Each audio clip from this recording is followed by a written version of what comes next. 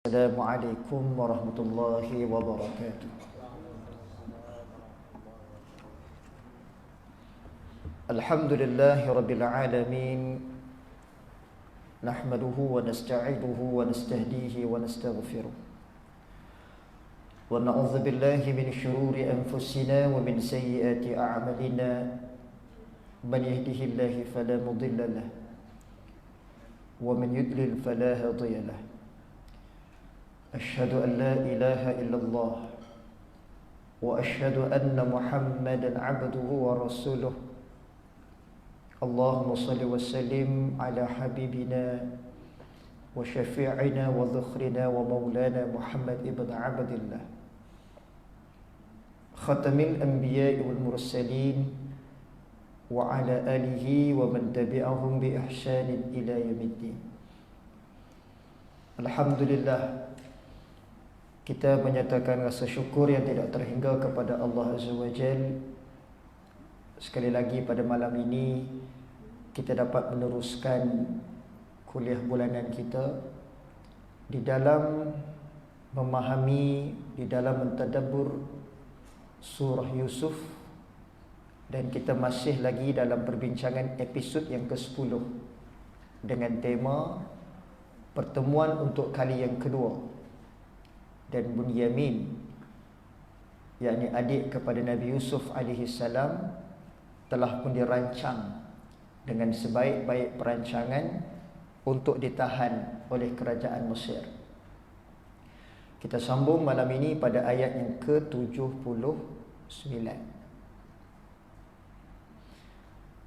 A'udzu billahi minasy syaithanir rajim. Qala ma'adzallah أن نأخذ إلا من وجدنا متاعنا عنده إنا إذا لظالمون. صدق الله العظيم. Maka berkatalah Yusuf alaihi salam, aku mohon perlindungan kepada Allah daripada menahan seseorang, kecuali orang yang kami ketemukan harta benda kami padanya. Jika kami berbuat demikian, maka benar-benarlah kami orang-orang yang zalim. Muslimin dan muslimat, tuan-puan yang dirahmati Allah sekalian, dialog yang dikeluarkan oleh Nabi Yusuf ini adalah sebagai respon kepada abang-abang Yusuf, yang mana pada waktu ini abang-abang Yusuf tak tahu pun ini adalah adiknya. Yang mereka tahu Yusuf adalah menteri, wazir dalam kerajaan Mesir, yang telah pun memberikan satu peraturan ataupun undang-undang dalam kerajaan Mesir, iaitu hanya orang yang ditangkap ialah orang yang padanya didapati ada gelas diraja yang hilang itu. Tetapi setelah terbukti gelas itu ada pada adiknya Bunyamin, pada adik abang-abangnya, maka mereka menghadapi masalah yang lebih berat, iaitu kesannya ialah Bunyamin tidak akan dapat bawa balik ke rumah, sedangkan mereka telah pun mengangkat janji dengan ayahnya Yaqub untuk dibawa pulang, untuk dibawa pergi Bunyamin dengan selamat, dan dibawa balik semula Bunyamin daripada Mesir juga dalam keadaan yang selamat. Tapi sebaliknya yang berlaku. Maka mereka minta kepada menteri, kepada Yusuf ini, supaya ditukar ganti dengan salah seorang daripada mereka. Bagi lepas Bunyamin, gantilah salah seorang daripada kami ini. Yang penting Bunyamin dapat balik semula ke Kan'an, ke Palestin dalam keadaan yang selamat, kerana janji mereka dengan ayah mereka. Maka jawablah Yusuf, tak boleh. Peraturan di sini, kita hanya akan menahan orang yang padanya terbukti ada barang tersebut. Dan kaedah ni sampai ke hari ini kita masih pakai. Sebab itu surah Yusuf ini Allah Ta'ala nak gambarkan juga peraturan-peraturan atau undang-undang yang terbaik untuk diamalkan dalam sesebuah negeri atau sesebuah negara. Sampai ke hari ini pun barang yang ditemui ada pada badan dia atau ada berdekatan dengannya, geng ni kena pegang dulu lah. Kan? Geng ni kena pegang dulu. Walaupun dia sebut saya tak tahu, tiba-tiba je ada dalam beg saya pun tak tahu. Apa-apa cerita balai. Orang ni pegang dulu. Nak ganti dengan orang lain tak boleh. Sebab barang yang hilang itu ada pada OKT, orang yang kena tuduh. Dan seandainya kalau kami buat macam tu, yakni tukar dengan orang lain, maka kami adalah orang yang zalim. Tak kena cara macam tu. Seterusnya, falamma stai'asu minhu khalasu najiyya, maka tak kala mereka berputus asa daripada keputusan Yusuf, mereka dah tak tahu nak buat apa-apa dah, kerana menteri telah putuskan begitu, maka mereka pun menyendiri. Mereka duduk bersama-sama dengan yang lain, lalu mereka pun menunding jari ke arah satu sama lain sambil berunding dalam keadaan yang berbisik-bisik. Najiyah, dalam keadaan yang sembunyi-sembunyi. Maka fahamlah kita, tuan-tuan dan puan sekalian, bahawa dia pun tak cerita pun masalah sebenar kepada Yusuf. Dia pun cuma minta kepada menteri, kepada Yusuf, supaya ditukar ganti dengan mereka. Sebab apa? Dia pun tak cerita. Sedangkan Nabi Yusuf AS dah tahu dah pasal apa yang mereka ni kalut sangat nak tukar ni.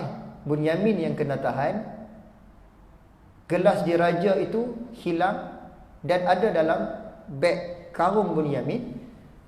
Tiba-tiba mereka pula nak offer diri supaya ganti. Mesti ada sebab. Tapi mereka tak cerita sebab itu dengan jelas kepada Yusuf.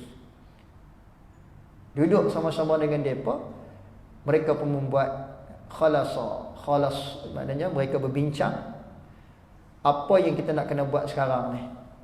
Kita nak kata apa dekat ayah nanti kalau balik. Qala kabir, maka berkatalah yang paling besar, berkatalah abang yang paling tua, yang paling sulung. Kabir nak tunjukkan hak ni lah mastermind dia, hak ni hadut rancang selama ni. Kabiruhum, yang paling besar dalam kalangan mereka.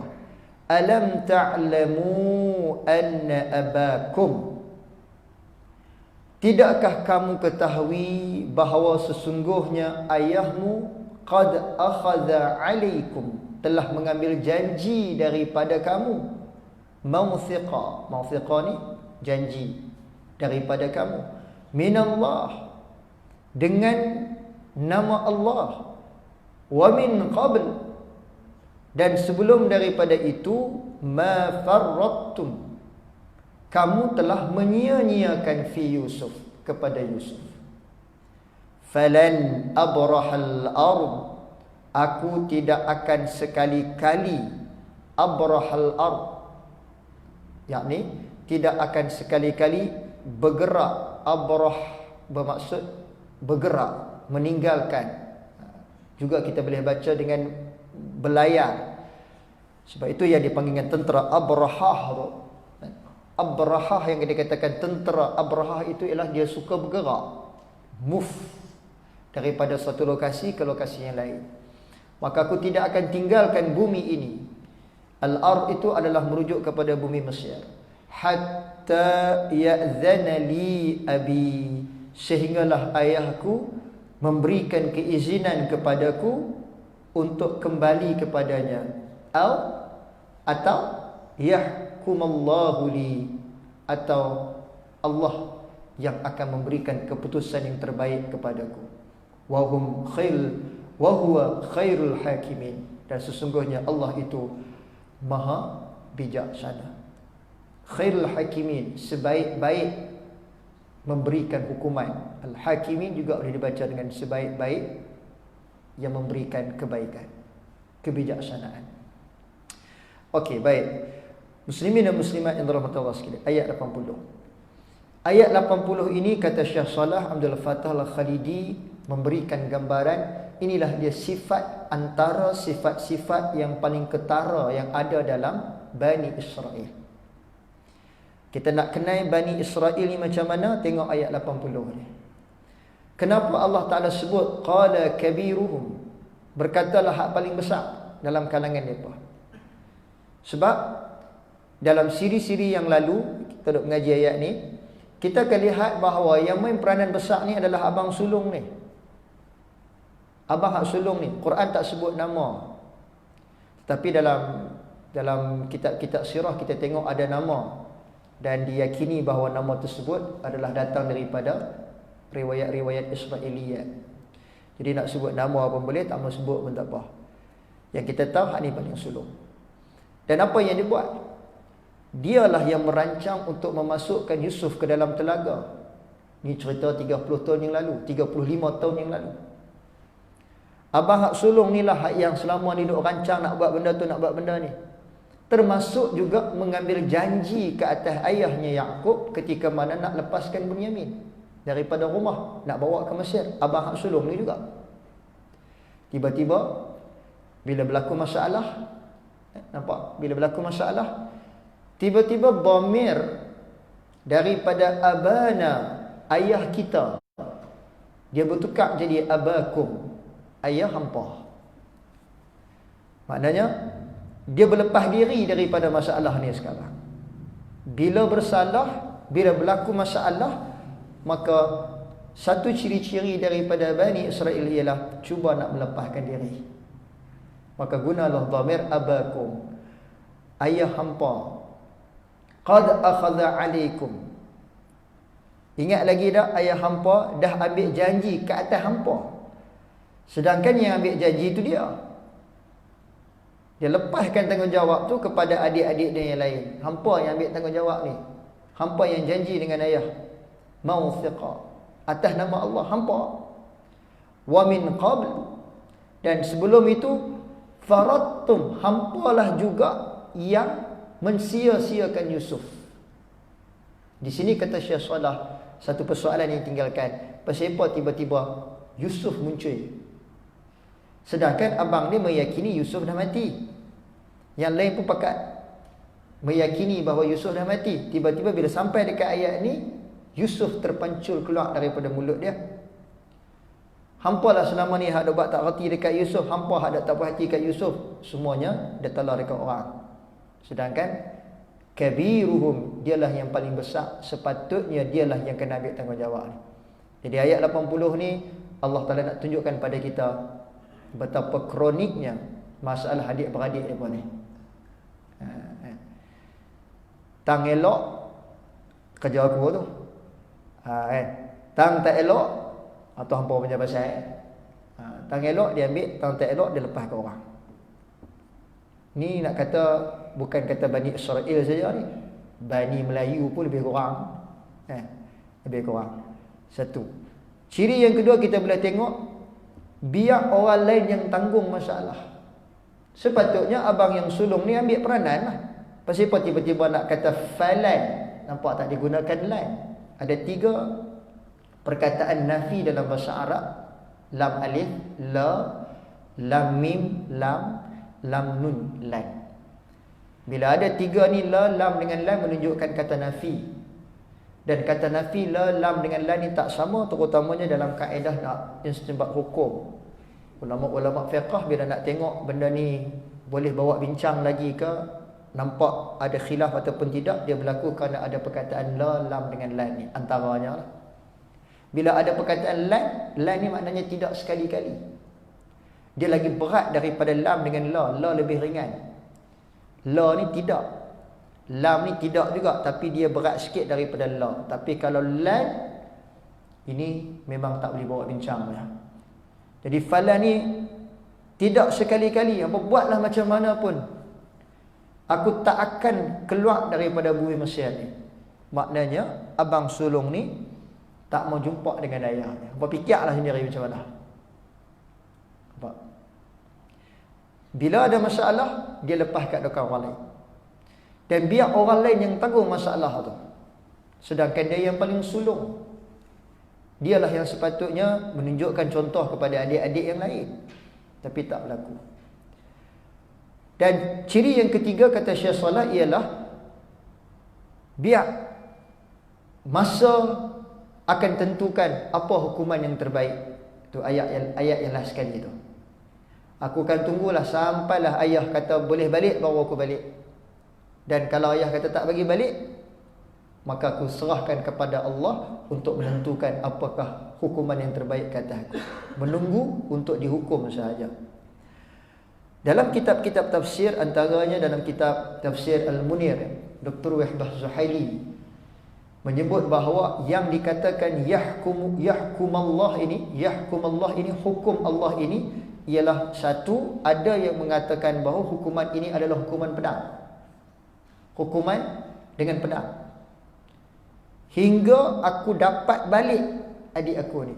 Maknanya abang sulung ni nampaknya telah memberikan satu tindakan yang sebelum ini tak sama. Dia tak mau balik bukan sebab dia tak mau lepas. Maaf, dia tak mau balik bukan bermaksud dia nak lepaskan masalah tu kepada adik-adik dia. Tetapi dia tak mau balik sebab kok mana pun dia nak bawa juga Bunyamin ni lepas keluar daripada Mesir. So ada dua pandangan dekat situ. Jadi kalau kita ambil sudut pandang yang sisi pandang yang yang hitam, yang negatif, kira ada lepas tangan. Berfikirlah sendiri macam mana aku nak duduk tang ni. Kalau kita ambil sudut pandang yang positif, dia nak duduk tang tu pasal dia nak uruskan Bunyamin, kok mana pun boleh keluarkan daripada bumi Mesir, walaupun terpaksa menggunakan dengan pedang. Baik.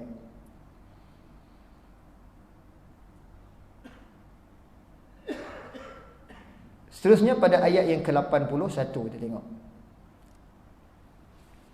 Irji'u ila abikum. Kembalilah kepada ayahmu dan katakanlah faqulu ya abana inna ibnaka saraqa wa ma shahidna illa bima 'alimna wa ma kunna lil ghaibi hafizin.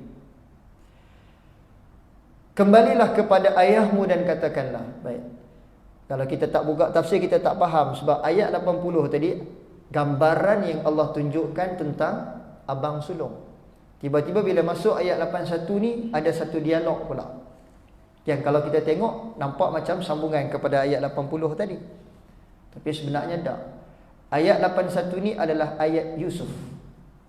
Ayat menteri. Ingat balik gambaran tadi, Allah Ta'ala cerita, mereka tak cerita dekat Yusuf apa masalah sebenar mereka. Sebaliknya, mereka pergi duduk dalam satu tempat mungkin terasing sikit, sama-sama mereka, maka mereka pun berbisik sama-sama mereka. Dan yang berbisik ni adalah abang dia sulung tadi lah. Aku tak mau balik. Hampa baliklah, hampa nak balik. Aku nak duduk tang ni je, sampailah ayah suruh balik. Kalau ayah tak pergi balik, biarlah hukuman Allah mai kat aku. Sama-sama mereka ni. Tiba-tiba Yusuf mencelah. Nabi Yusuf alaihi salam mencelah masuk. Irji'u ila abikum. Hampa baliklah kepada ayah hampa. Kalau kita lah ambil watak abang Kabir tadi. Abang Kabir lah. Quran sebut Kabir kan. Tak tahu nama apa. Abang besar tadi. Abang besar ni kita pun dah pakai lah. Abang Kabir tadi, dia tak mau balik. Tiba-tiba Yusuf menteri mencelah. Hampa balik ke ayah hampa. Agak-agak kita rasa macam mana? Dia ni kasyah ni. Macam mana boleh tahu pula? Kami sama-sama kami ada bincang tadi. Abang hak sulung tak mau balik. Tiba-tiba menteri ni mencelah. Irji'u ila abikum. Hampa balik. Kalau kita di tempat abang Kabir tu, sakan menteri ni. Dalam tak cerita pun dia tahu. Dan memang Yusuf tahu dah apa punca sebenar dia penyidikan kelang kabut ni. Tiba-tiba ambil peranan abang baik untuk nak ganti tempat Bunyamin yang ditahan oleh kerajaan Mesir, sebab dalam beg dia ada gelas dia raja yang kononnya macam Bunyamin tu curi lah, tapi sebenarnya itu adalah perancangan Yusuf. Memang nak bagi Bunyamin ditahan dalam kerajaan Mesir. Kelang kabutlah abang mereka ni. Irji'u ila abikum, balik. Faqulu, dan waktu hampa sampai di sana nanti, habaq dekat ayah hampa tu, faqulu, katakan kepada ayah hampa tu, ya abana, wahai ayah kami, inna ibnaka saraq, sesungguhnya anakmu telah mencuri. Yakni merujuk kepada Bunyamin. Wa ma syahidna, dan kami hanya menyaksikan apa yang kami tahu. Kami cuma nampak apa yang kami nampak.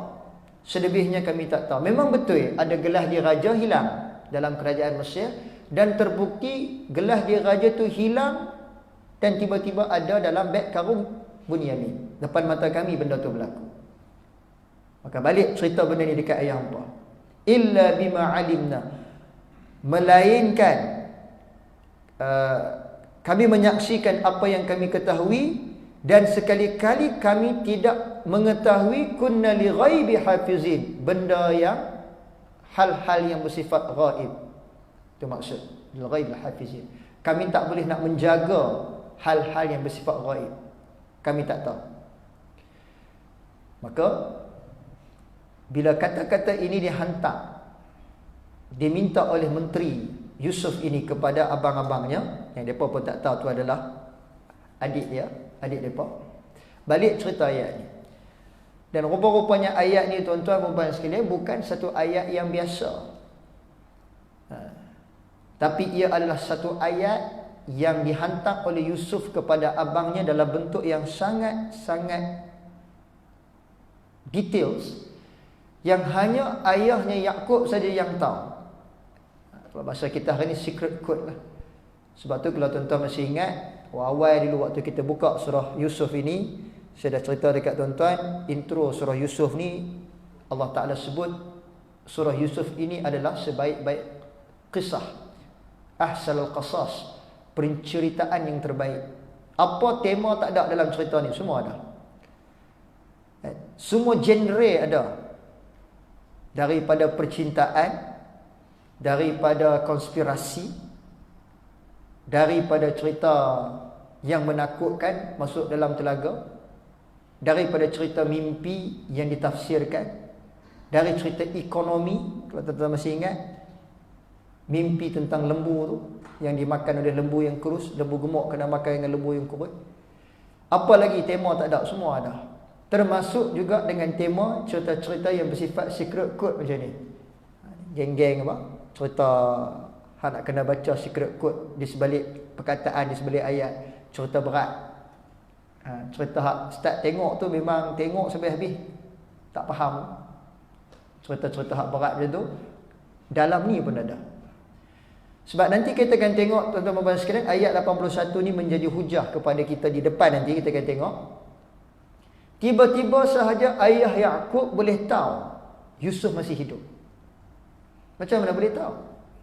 Tuan-tuan perhati tengok ayat ni. Kalau kita perasan, kalau kita tak perasan, memang kita tak jumpa. Kalau tuan-tuan ingat balik, abang-abang Yusuf jarang guna ya abana. Abana, jarang. Bahkan saya duk tengok dalam ni tak ada pun diguna abana. Kalau tuan-tuan masih ingat ketika mana Yusuf tanya kepada abang-abang dia, depa pun tak tahu tu adalah adik waktu tu, depa cuma tahu tu adalah menteri. Dan apabila disebut tentang ini, yang pertemuan awal dulu, mana hak lain, sebab Bunyamin tak ikut sekali waktu tu, maka mereka menggunakan ayah dia, ayah kepada Bunyamin itu. Dia tak guna abana.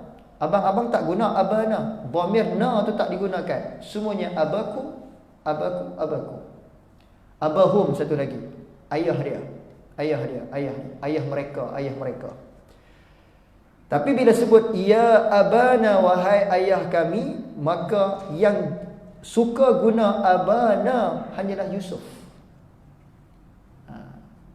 Jadi macam mana kita nak bagi faham dalam bahasa kita yang mudah ni?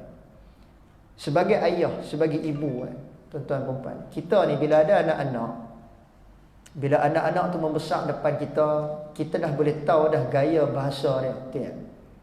Kita tahu lenggok lenggok anak kita punya bahasa tu kita tahu. Kan? Jadi kita boleh cakap. Yang ni bukan ayat kakak ni kalau macam ni. Ini mesti ayat adik-adik mereka. Tapi dia petik nama kakak suruh. Kan? Dia petik abang yang suruh. Tapi dengar ayat tu, takkan kot. Ni bukan. Kita sebagai ibu ayah ni kita boleh detect bahasa anak kita, lenggok bahasa tu kita boleh tahu. Ni cara ni bukan ni. Anak hak sulung ni bukan jenis lagu ni.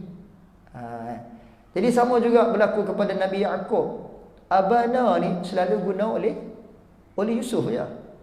Sedangkan abang-abang dia lain, anak-anak dia lain, abahum. Pelik kan?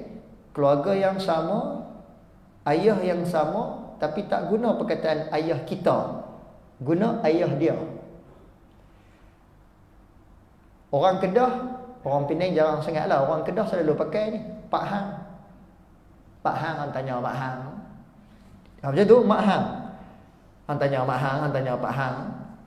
Pak Hang tu patutnya sama lah kita sekeluarga kan. Tapi dia guna Mak Hang. Hang tanya Mak Hang. Hang tanya Pak Hang. Dia macam tu lah. Tapi bila hang pergi tanya mak kita, pergi tanya ayah kita, dia pelik sikit. Dan siapa yang guna bahasa macam ni? Anak yang tertentu je. Saya sebagai contoh kan, saya sendiri panggil mak saya mak, abang sulung panggil umi, seorang-seorang dia kan. Seorang-seorang dia panggil umi. Tak boleh ubah sampai lah pula tu. Hak sulung panggil umi, kami hak lain-lain ni, hak kecil-kecil ni, adik-adik ni panggil mak. Jadi kalau tiba-tiba kita kata umi, ni bukan bahasa hang ni. Kan? Ni bukan bahasa hang, ni abang sulung je yang panggil, bukan hang. Dia boleh detect dekat situ. Itu bukan bahasa kita. Ya abana, ini bahasa yang digunakan oleh Nabi Yusuf. Bawa balik perkataan ni, cerita dekat ayah hampa. Bila cerita dekat ayah hampa nanti, maka ayah Yaqub boleh tahu, ni bukan bahasa hampa. Ni bahasa Yusuf. Hampa dapat mana ni perkataan ni? Macam tu. Sesungguhnya anakmu telah mencuri. Dan perbuatan mencuri yang berlaku kepada Bunyamin adalah satu perbuatan yang sangat-sangat bercanggah. Dia sangat-sangat kontradik, berlawanan. Sebab Bunyamin ni tak pernah keluar rumah. Tiba-tiba keluar rumah curi. Sakan? Tak pernah keluar rumah. Duduk depan mata Yaqub je sebelum ni. Tiba-tiba bila boleh keluar sampai ke Mesir, curi barang orang. Jadi perkataan saraqa, sebab tu tak digunakan dalam fi'il mudhari'. Demikian kata Syekh Salah. Saraqa datang dengan fi'il madhi, maknanya dia dah buat.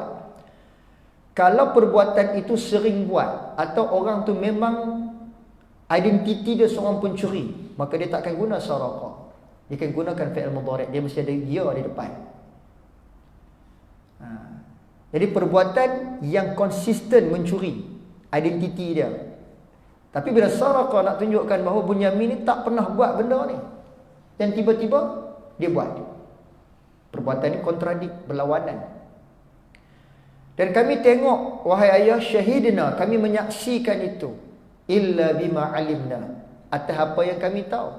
Wa ma kunna lil ghaibi hafizin. Tapi kami sekali-kali tak boleh nak menjaga hal-hal yang bersifat ghaib, yang itu di luar daripada kekuasaan kami, atau di luar daripada pengetahuan kami. Perkataan ghaib yang kedua, lepas perkataan ya abana tadi, kemudian saraqa ni nak tunjukkan mustahil Bunyamin buat benda ni. Dan yang ketiga adalah perkataan ghaib. Bila ada perkataan ghaib, maka inilah yang menguatkan kepada ayah Yaqub nanti, ini bukan kata-kata hampa. Hanya Rasul dan Nabi sahaja yang akan gunakan ghaib hafizin. Kita tengok kataan tu, ghaib hafizin, menjaga perkara yang ghaib. Jarang kita dengar tuan-tuan, bukan jarang, tak biasa kita dengar orang guna ayat ni. Yang kita bisa dengar, aku tak tahu benda yang ghaib. Itu okey. Tapi menjaga benda yang ghaib, tuan-tuan, bila menjaga benda yang ghaib bermaksud apa? Dia dah tahu. Dia dah tahu benda yang gaib. Bila dah tahu, nak kena jaga pula. Sekarang ni kita tak boleh nak jaga benda yang gaib sebab kita pun tak tahu benda yang gaib. Hanya orang yang tahu saja yang boleh jaga. Orang yang tak tahu nak jaga macam mana. Kenapa seorang ahli al-Qura, pembaca Quran kan, dipanggil al-Hafiz? Hafiz tu bukan hafal. Hafiz tu maknanya jaga. Dia menjaga Al-Quran. Itu dia panggil Al-Hafiz. Al-Hafiz tu dia menjaga Al-Quran. Tapi orang Melayu kita ni dah biasa dengan Hafiz ni apa dia tu Hafiz Quran tu. Sebenarnya makna yang betul adalah Hafiz menjaga Al-Quran. Macam mana dia boleh menjaga Al-Quran? Dia mesti hafal. Kalau dia tak hafal, dia tak boleh jaga Al-Quran. Membaca sahaja tak sampai kepada hafiz. Menjaga tak boleh. Jadi nak sampai kepada level hafizi, banyak kerja nak kena buat. Dia mesti tahu, lancar bacaannya, dia mesti nampak gambarannya, dekat mana ayatnya, atas bawah kiri kanan, jelas semua benda tu, barulah dia boleh dipanggil hafiz. Demikian juga dengan benda yang gaib. Jadi siapa yang tahu benda yang gaib ni? Hanya Nabi dan Rasul. Itu pun kalau diberikan gambaran itu daripada Allah Ta'ala, maka mereka pegang benda tu, mereka jaga benda tu. Jadi perbuatan ghaib hafizi bukan perbuatan manusia biasa. Dia mesti main daripada Rasul dan juga Nabi. Ini secret code yang dihantar oleh Yusuf kepada ayahnya nanti. Jadi mereka ambil lah ayat ni, mereka pun bawa balik untuk bertemu dengan ayah. Ayat seterusnya, was'al qaryah.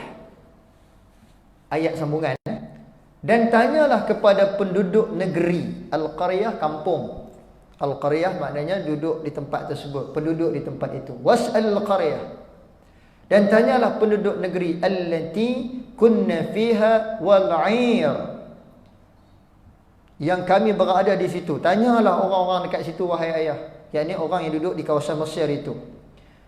Dan kafilah wal air, dan juga kafilah, yakni orang yang melintasi, yang bergerak in keluar masuk, in out dalam kerajaan Mesir itu, tentang kisah ini. Yang betul kami ini allati aqbalna fiha, memang kami datang bersama dengannya, wa inna lasadiqun, dan sesungguhnya kami ini adalah orang-orang yang benar. Kalau ayah tak percaya Bunyamin tu seorang saraqa, seorang pencuri, ayah tanya penduduk. Dan tanya juga kafilah yang bergerak, yang bersama dengan kami. Yang bergerak maknanya yang berjalan bersama dengan kami. Tanya. Maknanya cerita Bunyamin curi barang ni tuan-tuan, bukan cerita terpencil. Ramai orang tahu. Cerita ni orang tahu. Pasal apa orang tahu? Pasal kalau tuan-tuan masih ingat, bukankah ada reward yang diberikan? Masih ingat? Kan? Kalau siapa jumpa gelas diraja, kami akan berikan timbangan gandum seberat seekor anak unta. Reward tu diberikan kalau siapa-siapa jumpa. Jadi bila reward ni diberikan, dia viral lah. Orang semua pun bercakap tentang tu lah. Nak azan kan?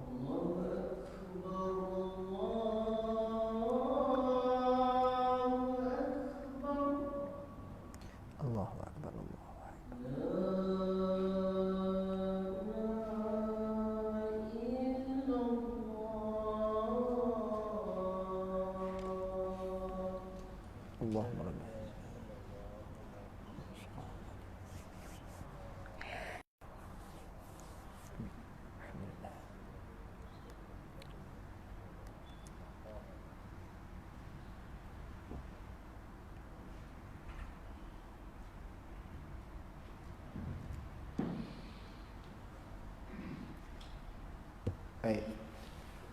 Maka habislah ayat 82. Maka berakhirlah untuk episod yang ke-10. Baliklah mereka dengan berbekalkan ayat tadi yang dipesan oleh menteri daripada kerajaan Mesir tu, iaitu Yusuf. Bila sampai di rumah, dia pun ceritalah ayat yang tadi itu kepada ayah, bahawa sekian-sekian berlaku, Bunyamin kena tahan apa semua. Quran merekodkan respon daripada ayah. Ayat 81, 82, 83. 82 dengan 83 tu dia lompat. Lokasi dah berubah. Dan jarak antara 82 dengan 83 tu jauh tu. 350 km lah plus minus daripada Mesir nak menuju ke bumi Palestin Kanaan. Qala bal sawwalat. Perkataan Abrah yang digunakan oleh abang Yusuf tadi itu nak tunjukkan perjalanan tu jauh, sebab tu Abrah. Perkataan Abrah juga digunakan dalam surah Kahfi ketika mana menggambarkan Zulkarnain yang bergerak daripada satu lokasi ke satu lokasi. Juga digunakan dengan perkataan Abrah. Nak tunjukkan Abrah ni orang guna untuk jarak yang jauh. Jadi kalau kita tak tahu jarak dia jauh, kita tengok macam dekat lah. Ayat 82, 83 tu sebelah-sebelah lah. Kan? Sebelah-sebelah. Tapi sebenarnya nak sampai ke Palestin, Kanaan tu perjalanan yang panjang. Bila sampai, dia pun ceritalah apa berlaku dekat Bunyamin. Maka jawab Yaqub, qala bal sawwalat lakum anfusukum amra. Hanya dirimu sendirilah yang memandang baik perbuatan yang buruk itu. Fa sabrun jamil. Maka kesabaran yang baik itulah kesabaranku. Asallahu an ya'tiyani bihim jami'a. Mudah-mudahan Allah mendatangkan mereka semuanya kepadaku. Innahu huwal alimul hakim. Sesungguhnya dialah Allah yang maha mengetahui lagi maha bijaksana. Tuan-tuan dan puan-puan yang dirahmati Allah sekalian, ayat 83 disebut oleh Yaqub bila dengar cerita Bunyamin kena tahan. Kalau bahasa kita ni mungkin aku duk kata dah, aku tak mau bagi Bunyamin piah itu. Kita masih ingat dalam ayat-ayat yang lepas kan, Yaqub tak mau bagi tu. Tapi kerana abang-abangnya telah pun mengikat janji dengan nama Allah, pi dengan selamat, balik pun dengan selamat. Jadi Yaqub bagi. Bila bagi, tengok-tengok balik Bunyamin tak ada. Betul habaq pula Bunyamin curi barang. Sebab tu kena tahan. Maka Nabi Yaqub tahu Bunyamin tak akan mencuri. Dengan ayat tadi pula menunjukkan bahawa ini bukan ayat daripada kalian. Dan Nabi Yaqub berkali-kali tak cerita keadaan ini. Kalau masih ingat lagi dalam episod yang pertama, kedua. Yang kedua, ketika mana mereka balik dan mereka habaq kata Yusuf dah mati kena makan dengan serigala. Nabi Yaqub tengok pada pakaian ada darah. Darah tu darah palsu. Kemudian tidak ada langsung kesan seperti mana serigala makan. Baju tu masih lagi elok, tak ada kesan koyak pun. Jadi Yaqub tahu berlaku sesuatu kepada Yusuf, tapi anak-anak dia telah mereka cerita. Tapi Yaqub tak cerita direct. Demikian juga bila berlaku macam ni, Bunyamin ditahan. Yaqub tahu sebenarnya ada benda yang berlaku di sebalik ini, tapi Nabi Yaqub pun tak cerita juga. Sebab sifat Nabi Yaqub memang begitu. Sebab itu dia pesan dekat Yusuf ketika mana Yusuf bermimpi ada 11 kaukaba seperti mana bintang, ada satu matahari, ada satu bulan yang tunduk ke arah dia. Nabi Yaqub pesan dekat Yusuf, jangan duk cerita benda ni dekat abang-abang. Jangan duk cerita tu bukan pesan kepada Yusuf saja, sebenarnya pesan juga kepada dia. Dan banyak benda yang Nabi Yaqub tak cerita kepada anak-anak dia, perkara yang sebenar. Termasuk juga dalam kes Bunyamin kena tahan ni. Dan apa yang boleh Yaqub kata? Bal sawwalat lakum anfusukum amra. Hanya dirimulah sendiri yang memandang baik perbuatan yang buruk itu. Fasabrun jamil. Tak ada benda lain lah ayah boleh kata. Sabar yang paling indah. Model inilah kita duk pakai sampai ke hari ini. Bila berlaku sebarang masyaqqah, berlaku sebarang musibah, kita akan kata sabar banyaklah, nak buat macam mana. Sabar banyak. Belum uta sikit kot. Sabar yang paling indah. Fasabrun jamil. Sabar yang paling indah. Tapi payah juga tuan-tuan, orang kita ni bila kita sabar, dia kata duk sabar dah lah ni, kalau tak sabar tak jadi lagu ni dia. Kita pergi kat dia, contoh rumah terbakar ni, banjir pula sehari dua ni kan. Sabar banyaklah pak cik nak buat macam mana nak jadi kan. Duk sabar dah ni, tak sabar aku tak duk tadi. Betul kat dia. Betul kat dia. Dan kalau tak sabar aku melompat dah, aku jerit dah. Sabar dah duk elok ni.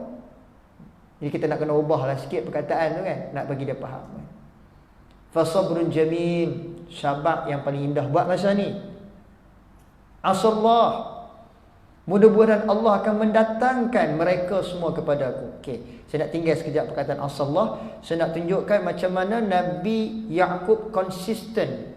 Kurang lebih 35 tahun yang lalu, perkataan yang sama disebut ketika mana Yusuf tak balik ke rumah.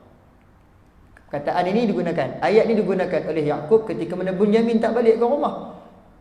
35 tahun yang lalu, Yusuf tak balik ke rumah. Sama. Saya patah balik ayat yang ke-18. Waja'u ala qamisihi bidamin kadhib. Mereka datang membawa, mereka ni abang-abang Yusuf, bawa baju yang berlumuran dengan darah yang palsu itu. Maka kata Yaqub sama. Qala bal sawwalat lakum anfusukum amra fa sabrun jamil. Wallahu musta'an tu tak sama dah. Tapi ayat bal sawwalat lakum anfusukum amra fa sabrun jamil sama. Konsisten. Yusuf tak balik ke rumah, inilah ayatnya. Bunyamin tak balik ke rumah, ini juga ayatnya. Nak tunjukkan bahawa ada sesuatu benda yang aku tahu, tapi aku tak boleh cerita dekat hampa kesemuanya. Baik. Tuan-tuan, puan-puan yang dirahmati Allah sekalian, saya nak bawa sama-sama kita tengok pada ayat ni yang saya kotakkan tu. Ya'tiyani bihim jami'a. Mudah-mudahan Allah mendatangkan mereka semuanya kepadaku. Jami'a, perkataan jami'a ni tuan-tuan. Ingat balik, yang kena tahan Bunyamin. Yang kena tahan Bunyamin. Yang tak ikut